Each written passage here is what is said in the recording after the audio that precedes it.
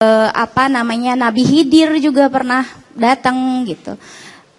Terus Tara katanya ratu di negeri jin sana gitu. Akhirnya ya sudah, karena saya bukan saya sudah entah karena saya sudah dipengaruhi juga oleh sabu itu, akhirnya sedikit saja ngomong saya percaya gitu. Masih saat itu juga saya masih sekolah, masih umur 16 tahun, saya masih polos, dimana saya percaya saja karena saat itu saya melihat sosok A, ya emang saya tahu, saya lihat juga dia agamis gitu, masa sih gitu, saya nggak berpikiran seperti apa-apa gitu.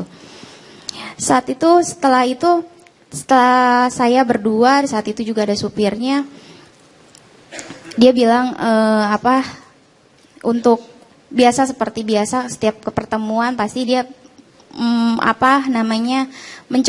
mencekoki saya sabu itu gitu.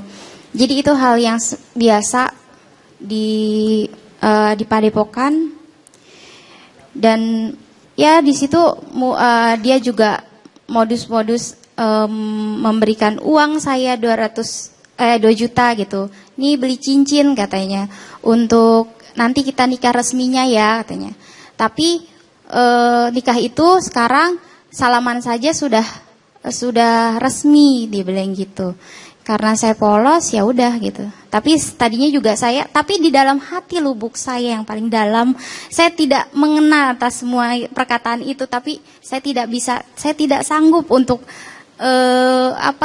lari pergi, karena saat itu sudah di situ saya masih baru gitu, saya masih percaya gitu. Akhirnya ya sudah, sampai akhirnya terjadi hubungan suami istri, dan selanjutnya sampai akhirnya saya juga beberapa lama, terus saya akhirnya tahu pekerjaan AA itu sebagai ngambil oksigen itu seperti apa gitu. Dia selalu bilang yang datang ke sini, cewek-cewek yang datang yang bisa dekat sama AA itu adalah wanita-wanita terpilih dari keturunan-keturunan yang keturunan yang terpilih juga gitu. Jadi saya merasa bangga sekali gitu.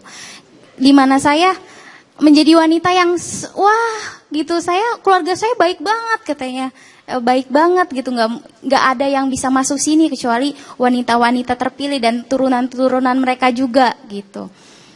Nah, dan saat itu juga dia bilang dia keturunan Nabi Sulaiman, makanya dia orang kaya gitu. Dia juga bilang kalau misalnya dia menceritakan kepada saya saat itu bahwa ada kejadian kalau misalnya hukum alam, di mana kalau misalnya mengerjai AA itu ketabrak tronton. Dan dia pernah bilang juga kalau misalnya saya pernah menghilangkan manusia dan saya buang ke negeri jin, saya sesuka hati saya, dia bilang gitu. Dan itu pernah diancam juga pada saya saat saya sudah 5 tahun di sana. Di saat saya sudah memberontak, dan dia bilang nanti saya hilangkan kamu bersama satu cewek yang emang saat itu ada di dalam situ. Setelah itu saya dikenali oleh artis yang sekarang dikenal sebagai Reza Artamevia. Saya di situ disuruh untuk jangan pura-pura kamu nggak pernah sama saya ya gitu. Kamu baru kenal dengan AA gitu. Saya mengiyakan saja, dan dia ceritakan akhirnya saya lupa saat itu, pokoknya A menceritakan bahwa oksigen itu adalah saya perlu oksigen gitu. Saya nggak punya waktu bila satu orang. Saya harus beramai-ramai langsung. Dan saat itu di mana dapatnya oksigen, dia bilang gitu. Dia memperumpamakan bayi yang di perut bisa hidup, kenapa? Karena ada oksigen, dia bilang. Di saat itu logika saya ya iya emang ya bisa jadi gitu. Karena saat itu saya sudah terdoktrin dia juga malaikat gitu. Saya juga sedang dipengaruhi sabu gitu. Saya juga ya cepat percaya akan hal itu. Akhirnya saya saat itu pura-pura untuk tidak pernah melakukan hubungan suami istri bersama Gatot.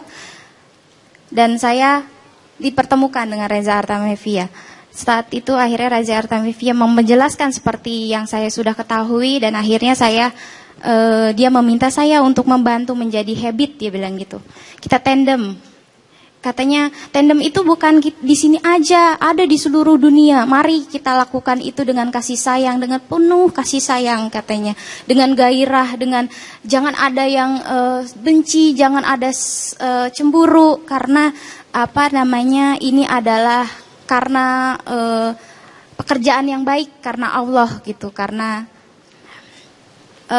akhirnya ya sudah, akhirnya mau saja saya, dan ternyata semua ini modus yang lakukan kepada semua wanita, jadi bukan saya saja, jadi jangan bertanya ini benar atau tidak, banyak korban, dan saya tahu sekali, bukan ke-9 orang saja yang melapor ke Elsa Sharif, tapi beratus, mungkin 20, puluhan, dan saya tahu yang ada di dalam sana gitu.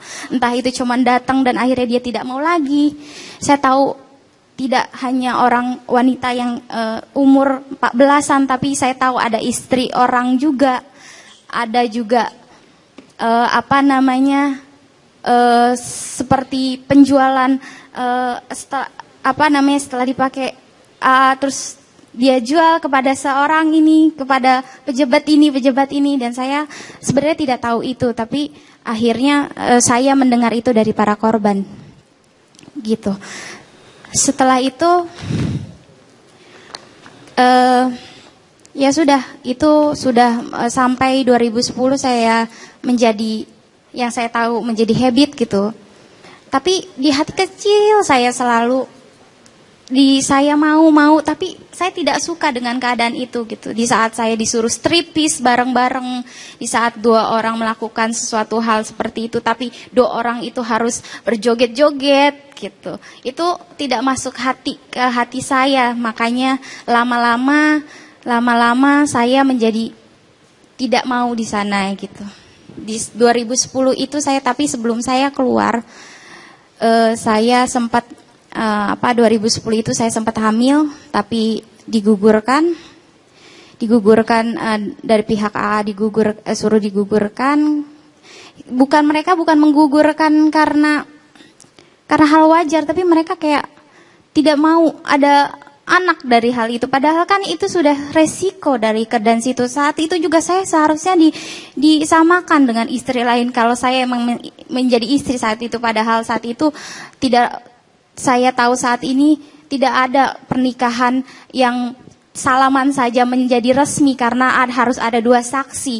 Apalagi AA itu adalah agamis, dimana kenapa seperti itu gitu? Kenapa juga saat ini saya bertanya kenapa harus minum ya? Kenapa harus minum alkohol ya? Kenapa harus memakai ekstasi dan kita harus joget-joget gitu? Itu kadang saya pikirkan, tapi ya sudah. Itu menjadi cerita yang sangat kelam bagi saya gitu, di mana kehidupan saya di saat muda berhenti gitu aja.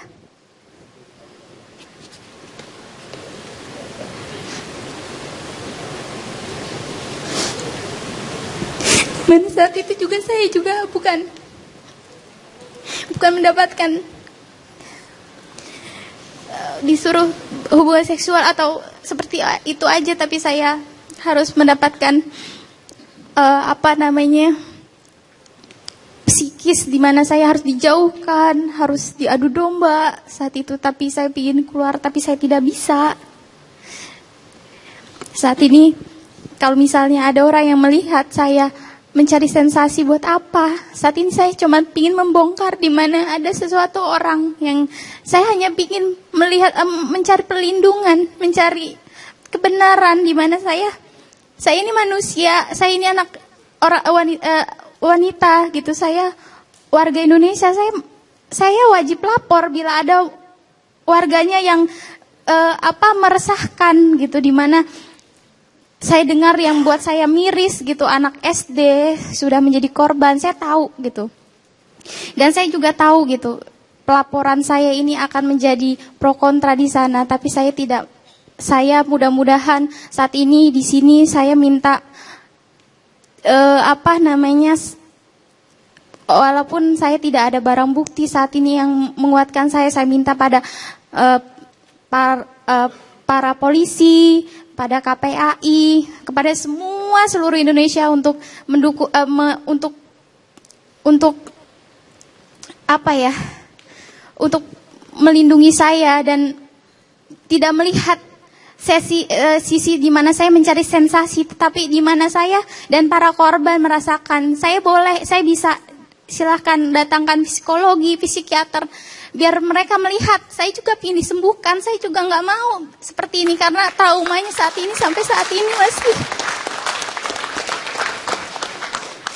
Baik, pertanyaan saya, apakah ketika pertama kali suami istri itu, hubungan suami istri, ada dalam keadaan sadar atau tidak? Saya sadar, tapi karena di situ selalu diojok-ojokan karena kalau satu orang saya dengan cowok mungkin saya bisa menolak, tapi saat itu wanita banyak, ayo gitu. Dan dia bilang ini pekerjaan yang baik gitu, gimana saya nggak ikut gitu. Coba bayangkan gitu, jangan melihat sisi buruknya saja, jangan melihat pelaporan saya tentang hal ini, tapi saya minta dilindungi, saya minta dibalikan masa depan saya.